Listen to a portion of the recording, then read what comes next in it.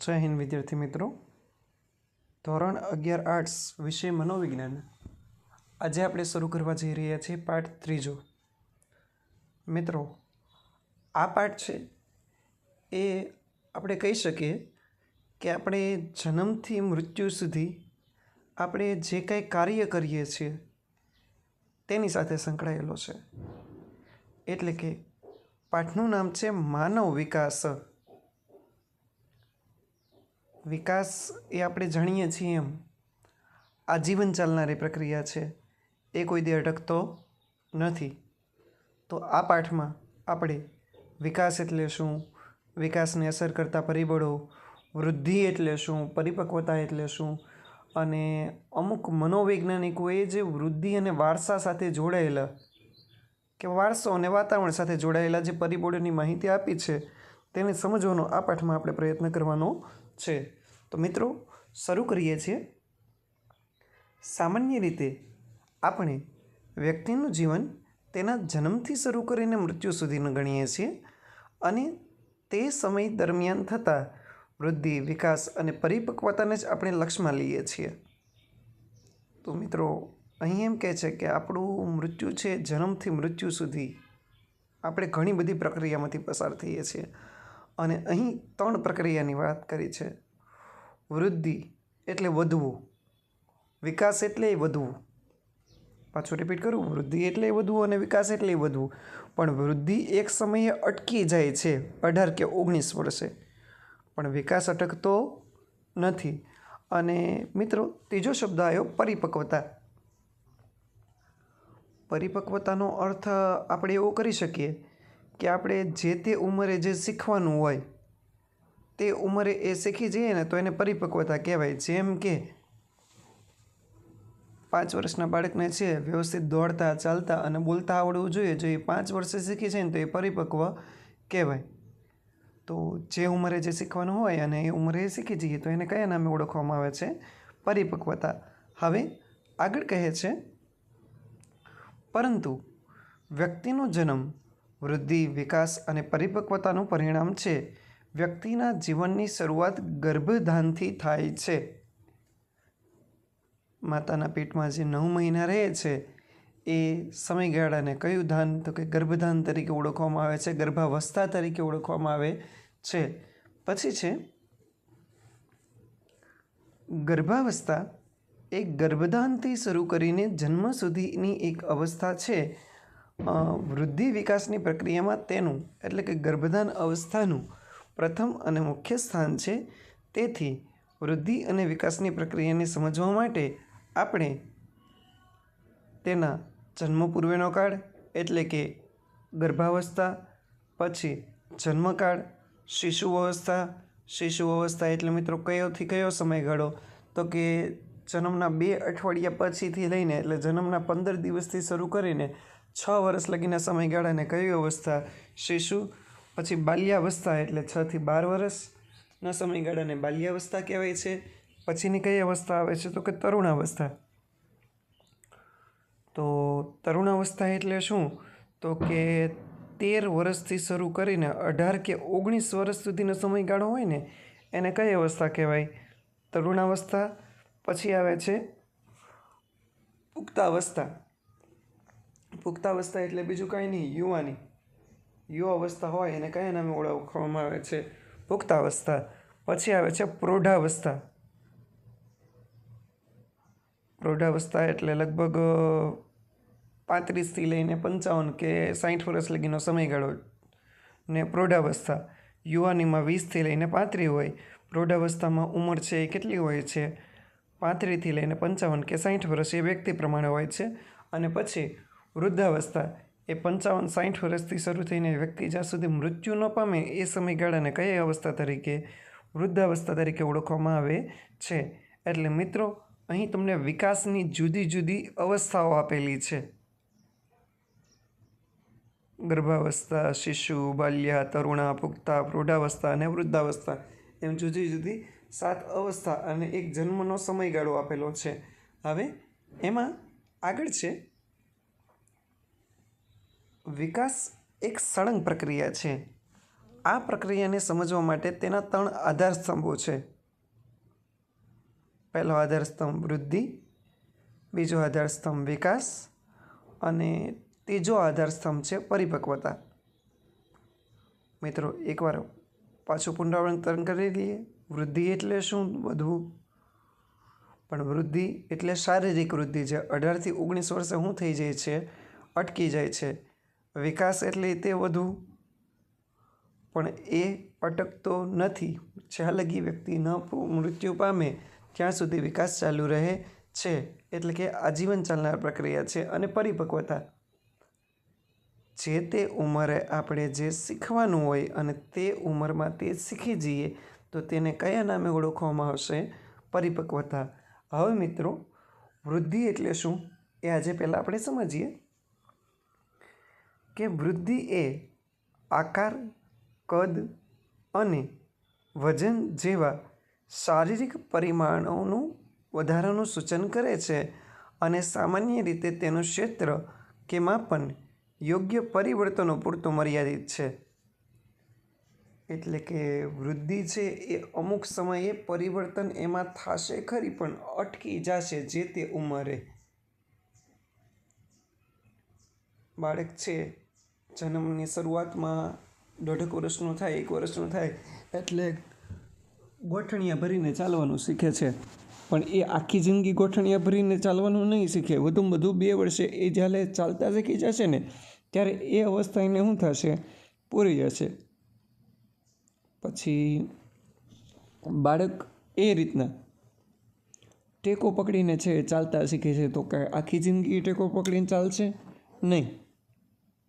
અમુક ઉંમર પૂરતી વૃદ્ધિ છે મર્યાદિત હોય છે. પછી વૃદ્ધિનો શું આવી જાય છે? અંત. અને વ્યક્તિ પરિપક્વતા પ્રાપ્ત કરી લે છે. હવે મિત્રો આપણે જોઈએ વૃદ્ધિની વ્યાખ્યા. તો વૃદ્ધિની પહેલી વ્યાખ્યા આપી છે ક્રો અને ક્રો. નામ થોડુંક અજીબ છે પણ યાદ રાખજો કે ક્રો અને ક્રો નામના મનોવૈજ્ઞાનિકે કીધું છે કે વૃદ્ધિ એટલે શરીરના કદ, પહેલું, બીજું આકાર અને ત્રીજું બંધારણ, એટલે શરીર બંધારણની વાત કરે છે. એમાં થતો ફેરફાર. તો કેટલા શબ્દો આવ્યા મિત્રો? પહેલું શરીરનું કદ, બીજું આકાર અને ત્રીજું બંધારણમાં થતા ફેરફારને કયા નામે? વૃદ્ધિ તરીકે ઓળખવામાં આવે છે. પછી બીજી વ્યાખ્યા જે ફ્રેન્ડ નામના મનોવૈજ્ઞાનિકે આપી છે એ રીતના છે કે વૃદ્ધિને શારીરિક પરિવર્તનોમાં જોઈ શકાય છે. એટલે ટૂંકમાં આપણા શરીરમાં વજનમાં વધારો થાય, ઊંચાઈમાં વધારો થાય, આપણું શરીર છે જાડું પતલું થાય, શારીરિક પરિવર્તન જ થયું ને આ. તો આ વૃદ્ધિ એ શારીરિક પરિવર્તનોમાં જોઈ શકાય છે. અને વૃદ્ધિ એટલે કોષીય ગુણાકાર. ટૂંકમાં કોષોની સંખ્યામાં વધઘટ થાય તો એને શું કહેવાય? વૃદ્ધિ. અને કોષ એટલે આપણા શરીરનું નાનામાં નાનું એકમ. તો મિત્રો 2 વ્યાખ્યા જોઈએ અહીંયા. પહેલી વ્યાખ્યા કઈ છે કે વૃદ્ધિ એટલે કઈ કઈ વસ્તુમાં? તો કે શરીરનું પહેલું કદ, બીજું શરીરનો આકાર અને ત્રીજું શરીરના આંતરિક કે બાહ્ય બંધારણમાં ફેરફાર થાય તો એને વૃદ્ધિ કહેવાય છે. આવું કોને કીધું? ક્રોએ. અને બીજી વ્યાખ્યા કે વૃદ્ધિ એ શારીરિક પરિવર્તનોમાં જોઈ શકાય છે અને વૃદ્ધિ એટલે કોષીય ગુણાકાર ફ્રેન્ડ નામના મનોવૈજ્ઞાનિકે આપી છે. હવે એની પછીનો જે પેરેગ્રાફ છે એમાં એવું કહેવા માગે છે કે જન્મથી આપણે જ્યાં લગી પરિપક્વતા પ્રાપ્ત કરીએ ત્યારે બાળકના જે બાલ્યાવસ્થામાંથી યુવાવસ્થા સુધી આપણા શરીરમાં શું ફેરફાર થાય છે? તો એલિઝાબેથ હર્લોકના મતે બાળક જન્મથી પુખ્તતા પ્રાપ્ત કરે ત્યાં સુધીમાં માથામાં 2 ગણો વધારે થાય. એટલે 2 વર્ષનું બાળક હોય એની કરતાં 25 વર્ષનો જે વ્યક્તિ હોય છે એના માથામાં કેટલા ગણાનો તફાવત હોય છે? 2 ગણાનો. પછી છાતીમાં કેટલા ગણાનો? તો કે 2.5 ગણાનો, 2.5 ગણો ટૂંકમાં. પછી માથામાં 2, છાતીમાં 2.5. પછીનું આવે છે ત્રીજું સ્ટેપ. ત્રીજા સ્ટેપમાં છે ધડ. પેટથી ખંભા સુધીના ભાગને ધડ કહેવાય છે, ખ્યાલ જ હશે તમને. તો ધડમાં છે એ કેટલા ગણાનો? 3 ગણાનો. પછી ચોથું આવે છે 2 બાજુના હાથ. તો આ હાથમાં કેટલા ગણો? 4 ગણો. અને છેલ્લું અને પાંચમું છે પગ, તો પગમાં 5 ગણાનો છે વધારો થાય. તો મિત્રો આ તો યાદ રહે. માથામાં 2, છાતીમાં 2.5, ત્રીજામાં 3, ચોથામાં 4 અને પાંચમામાં 5. ત્રીજું એટલે કયું? ધડ. તો ધડમાં 3 ગણો. ચોથું એટલે કયું? હાથ. તો ચોથામાં 4 ગણો. અને પાંચમું એટલે કયું? પગ. તો પગમાં કેટલા ગણાનો ફેરફાર થાય છે? 5 ગણાનો છે વધારો થાય છે. એટલે ટૂંકમાં બાળક જન્મથી યુવાન થાય ત્યાં સુધીમાં. પછી આ ફેરફાર પ્રમાણાત્મક થતો હોવાથી માણસના આકારમાં સમરૂપતા અને એકરૂપતા લાગે છે. દરેક અંગ ઉપાંગની વૃદ્ધિ તે અંગના પ્રમાણમાં થાય છે. શારીરિક બાહ્ય અવયવને આપણે માપી શકીએ છીએ. વૃદ્ધિ એ પ્રમાણાત્મક થતી હોવાથી ઊંચી વ્યક્તિના હાથ ટૂંકા હોતા નથી અને ટૂંકી વ્યક્તિના હાથ પગ લાંબા હોતા નથી. જો આવું હોત તો માણસ છે એલિયન જેવો લાગે જ ને, કે બહુ ઊંચો માણસ હોય બરાબર, પણ એના હાથ હાવ નાના એવા હોય બાળક જેવા, અને બહુ નીચો માણસ હોય તો એના હાથ નીચે જમીન ઉપર અડતા હોય, એવું થાત ન થાય. કારણ કે વૃદ્ધિ એ કેવી છે? પ્રમાણાત્મક છે. ટૂંકમાં કહેવાય એમાં ગઈએ છીએ અહીંયા. પછી તેમજ હાથની વૃદ્ધિ એ નાક જેટલી નથી થતી. એટલે હાથ છે એ કે નાક જેટલા ટૂંકા હોતા નથી. અને પગની વૃદ્ધિ માથા જેટલી હોતી નથી. જો આંખ કાનની વૃદ્ધિ પણ પગ જેટલી હોત તો, એટલે 3 ફૂટ જેવા આપણી આંખ કે પછી નાક હોત તો માણસનો દેખાવ છે એ હમણાં કીધું એ પ્રમાણે ચિત્ર વિચિત્ર લાગે. આ વાતની તો કલ્પના કરવા રહી. છેલ્લે એ લખે છે, પછી લખે છે,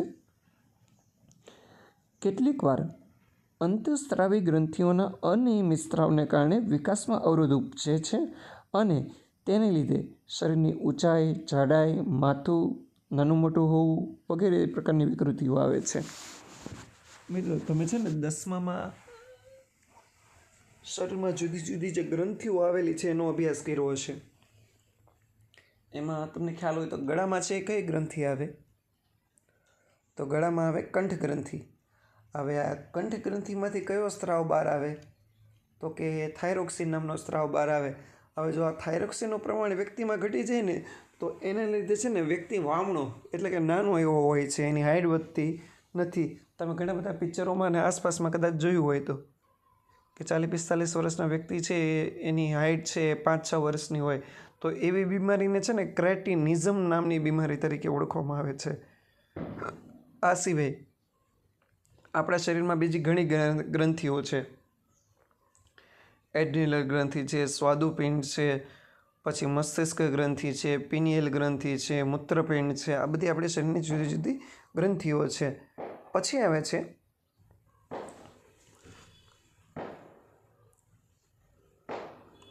આમ જોઈએ તો વૃદ્ધિ, વિકાસ અને પરિપક્વતા આ ત્રણેય એકબીજા ઉપર આધારિત છે. વૃદ્ધિ વગર વિકાસ શક્ય નથી, વિકાસ વગર છે પરિપક્વતા શક્ય નથી, અને પરિપક્વતા વગર વૃદ્ધિ પણ નથી. આમ વૃદ્ધિ, વિકાસ અને પરિપક્વતામાં ચક્રીય અને પરસ્પર અવલંબિત છે. ચક્રીય અને પરસ્પર અવલંબિત એટલે ત્રણેયને એકબીજા વગર હાલે એમ નથી. ત્રણેય એકબીજાનો આધાર રાખે છે. જેમ કે વૃદ્ધિને વિકાસ અને પરિપક્વતાની જરૂર પડે તો વિકાસને વૃદ્ધિ અને પરિપક્વતાની જરૂર પડે, અને પરિપક્વતાને કોની જરૂર પડે? વૃદ્ધિ અને વિકાસની. ટૂંકમાં તમે સમજતા હશો એ ત્રણેય ચક્રીય છે, ત્રણેયને એકબીજા સાથે સંબંધ છે. પછી છે આ ક્રિયા એક પછી એક થતી નથી, પરંતુ સાથે સાથે અરસપરસના સંબંધમાં ચાલે છે. દાખલા તરીકે બાળકમાં બેસવાની ક્રિયામાં પ્રથમ બાળક ગબડતા શીખે, બીજું પેટથી ઊંચું જતાં શીખે, પછી બેસવાની ક્રિયા, અને બેસતા સીધું નથી બેઠતું, પહેલાં ટેકો દઈને બેઠે છે અને પછી આમનામ બેસતા શીખે છે. એટલે ધીમે ધીમે એ થાય છે. આ દરેક ક્રિયામાં વૃદ્ધિ, વિકાસ અને પરિપક્વતા રહેલા છે. ઉંમર સાથે જેટલા પ્રમાણમાં વૃદ્ધિ થાય છે તેટલા પ્રમાણમાં વિકાસ અને પરિપક્વતા પણ થાય છે. આ ફેરફારની બાળક ક્રિયા દ્વારા દ્રષ્ટિગોચર થાય છે. શારીરિક અંગોમાં વૃદ્ધિના પ્રમાણમાં મગજની પણ વૃદ્ધિ થાય છે. એટલે શારીરિક વિકાસ અને માનસિક વિકાસ સમાંતર ચાલે છે. એટલે ટૂંકમાં મિત્રો તમને અહીંયા એવું કહે છે કે જેટલો શારીરિક વિકાસ ચાલે છે ને એટલો જ કયો વિકાસ ચાલે છે? માનસિક વિકાસ.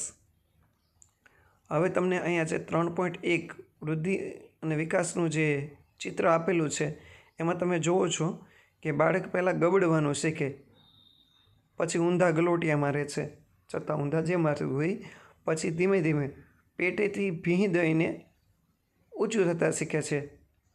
જો કોકનો ટેકો મળી જાય તો બેસી શકે છે, પછી ટેકા વગર બેસતા શીખે છે. આ ક્રમિક થાય છે, ચક્રીય છે, આ બધું એકબીજા સાથે જોડાયેલું છે. પછી ટેકા લઈને ડગુમગું ઊભું થવું, પછી ટેકા સાથે ટટ્ટાર ઊભા રહેતા શીખે છે. પહેલાં કંઈ હાલવા માંડતો નથી, પછી ટેકો લઈને ચાલે છે, ટેકા વગર ચાલે છે અને છેલ્લે ઝડપથી ચાલવું અને દોડવા માંડે છે. પછી છે ટૂંકમાં શારીરિક વિકાસનો પર્યાય એ વૃદ્ધિ છે, જે ગર્ભાવસ્થાથી શરૂ થઈને વૃદ્ધિની પ્રક્રિયા શરૂ થઈ જાય છે. અને વૃદ્ધિ એ આજીવન ચાલતી નથી. આ યાદ રાખજો, ઘણીવાર MCQમાં પૂછાય છે કે વૃદ્ધિ ક્યાં સુધી ચાલે છે, તો કે આજીવન ચાલતી નથી. અને એની મેક્સિમમ ઉંમર કઈ, તો કે 18થી 19 વર્ષે જો આપણી હાઇટ, લંબાઈ કે બીજું કંઈ થવાનું હોય, બરાબર, શરીરમાં ફેરફાર, તો એ થઈ જશે. એટલે કે 18થી 19 વર્ષે તે તેની પૂર્ણ કક્ષાએ પહોંચે છે. સામાન્ય રીતે કહેવાય છે કે 16 શાન અને 20 ભાન, આવી તો આવી નકર ગઈ માર મામાને ઘરે. એટલે 16 વ્યક્તિને છે ને જે રંગરૂપ આવવું હોય ને એ આવી જાય છે. મોઢાની શિકલ લગભગ જે 16 વર્ષે હોય ને એ આજીવન પછી રહે છે. અને 20 વાન, આમ તો હું જે બોલ્યું એ અત્યારે વાન વિશે હતું, અને શાન એટલે કે ભાન, એ ઉક્તિ અહીં સાર્થક થાય છે. પછી વૃદ્ધિને અવયવી ફેરફારમાં જોઈ શકાય છે. એટલે શરીરમાં જે અવયવો હોય એમાં ફેરફાર થાય, હાથ પગ સ્નાયુઓમાં. અને વૃદ્ધિ નરી આંખે જોઈ શકાય છે. વજન, કદ અને આકારમાં ફેરફાર નોંધી શકાય છે. વૃદ્ધિ એ કુદરતી અને સહજ પ્રક્રિયા છે. જેમ જેમ વ્યક્તિની ઉંમર જતી જાય તેમ તેમ એની વૃદ્ધિ થતી જાય છે. અને મોટા ભાગે વારસો પર આધારિત છે. વૃદ્ધિનું માપન સરળ છે. અને વૃદ્ધિ એ કોનો ભાગ છે? વિકાસ. કારણ કે વિકાસ એ આજીવન ચાલનારી પ્રક્રિયા છે. અને વિકાસનું એક ચેપ્ટર, એટલે એ ચેપ્ટર કયું? વૃદ્ધિ. તો મિત્રો, આજે આપણે આ સમજ્યા છે. તમારે લેસનમાં વૃદ્ધિ એટલે શું, અહીં તમને જે દેખાય છે આ પેજ ઉપર, 27મા પેજ ઉપર, વૃદ્ધિ એટલે શું, એના આ જે 2 મોટા મોટા પેરેગ્રાફ છે, બરાબર, એ અને એની વ્યાખ્યા એલિઝાબેથ હલ્લોકનો પેરેગ્રાફ છે, એ એકવાર લખીને મોકલવાનો રહેશે. જય હિન્દ.